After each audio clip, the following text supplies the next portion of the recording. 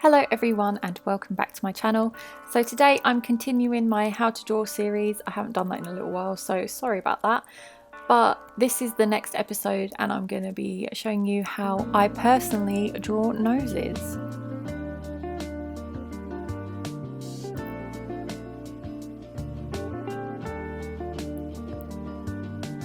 So firstly, let's talk about some guidelines. These aren't ones that I particularly use, but these are ones that I have learned in the past, and they're quite helpful in finding your own way of using guidelines. I think they're great to use, especially when you're drawing a whole face. So yeah, the first one that I learned was the circles. I think this is probably the most popular one. It's what you see a lot of school children use, and when you're just starting out learning. I mean, a lot of artists probably use this one still, but this is definitely not my favourite one. It looks a little bit too cartoony for my taste. Then the second one is what I like to call the coffin, because it looks like a coffin. This one incorporates the nose bridge as well as the nostrils and all of the bottom part of the nose. It includes the bridge as well, as you can see what I'm drawing here. And then lastly, it's just basically an oval, which I quite like. I used to use that one all the time, so yeah, those are probably the ones that you'll see the most when it comes to learning how to draw noses.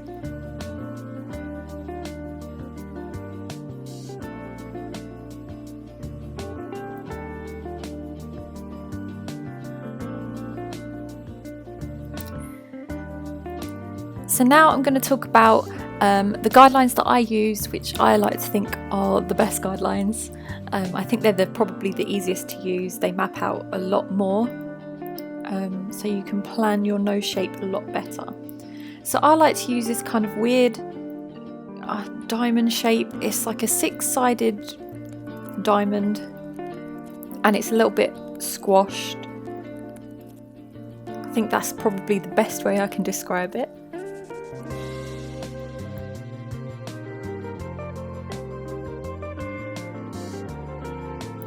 And then I put the nostrils on the bottom corners that are going up, and then I build the shape around that, as you can see here.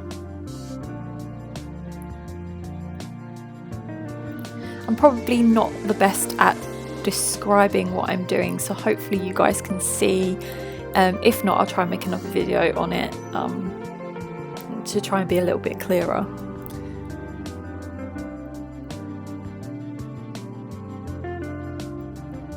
So just to carry on with that, those guideline shapes, I'm going to show you some examples of how I use them on actual faces and how you can use them in your practice as well.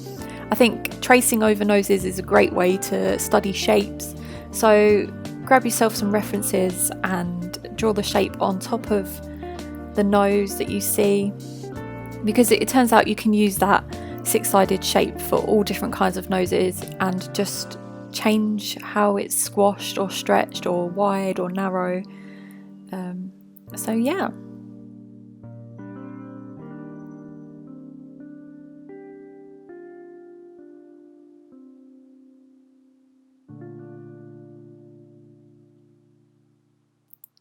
So as you can see on this nose, I am using the exact same shape, but this person's nose is slightly wider than the other person, so I'm just using the same shape but just making it a little bit more stretched out. And it pretty much works for all kinds of noses, which I think is why it's one of my favourites. I also like to draw in the nose bridge and the brow bone. It just helps when it comes to drawing the rest of the face. And it's all part of the nose anyway, so yeah, every little bit that you can draw in helps. So here you can see the real difference between the two shapes. They're exactly the same, but just a little bit more squashed or wide, however you want to describe it.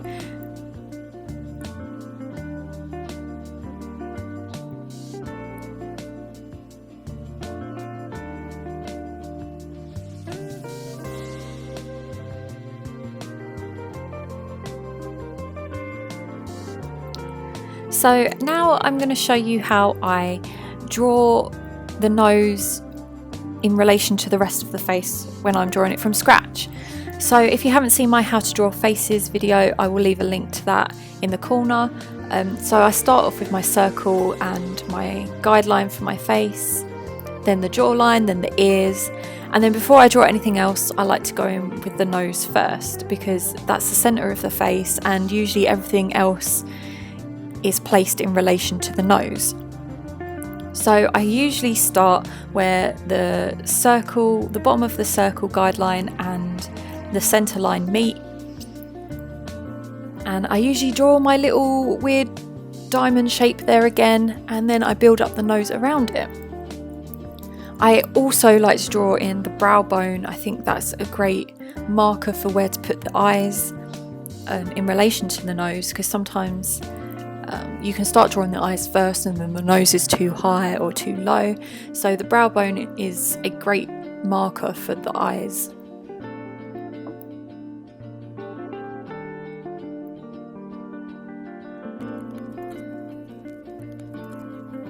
And then I just build up the rest of the face around it.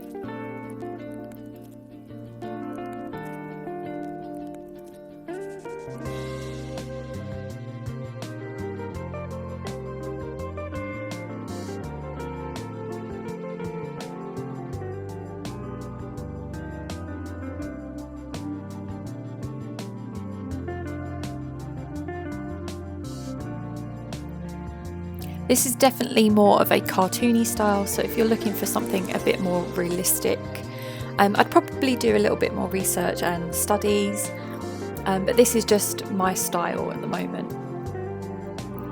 So now I'm going to show you how I like to shade my noses. Now, shading the nose all depends on where your lighting is coming from.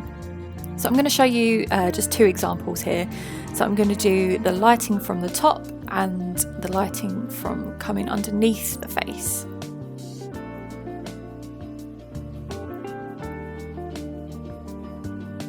Now there's always this bit of nose, I can never remember what it's called, but it kind of, after it sticks out, it goes back in. Does that make sense? And that's usually in the shadow.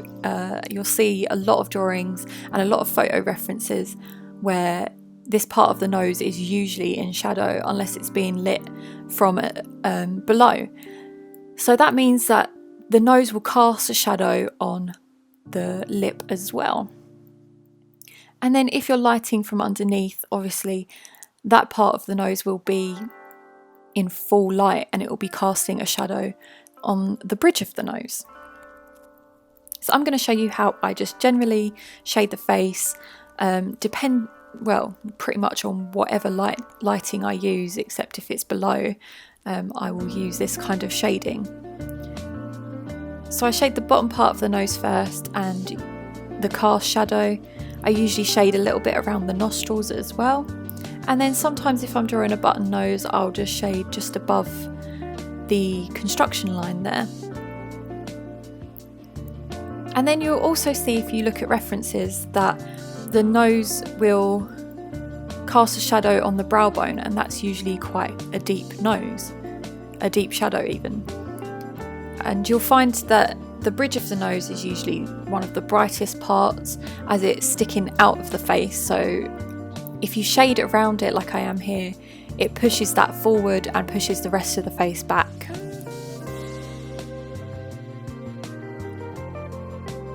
So I hope you guys learned a lot from this video, and I'm sorry I'm not great at describing what I'm doing, but hopefully you can see and study from it and look at your own references and find your own way to draw noses.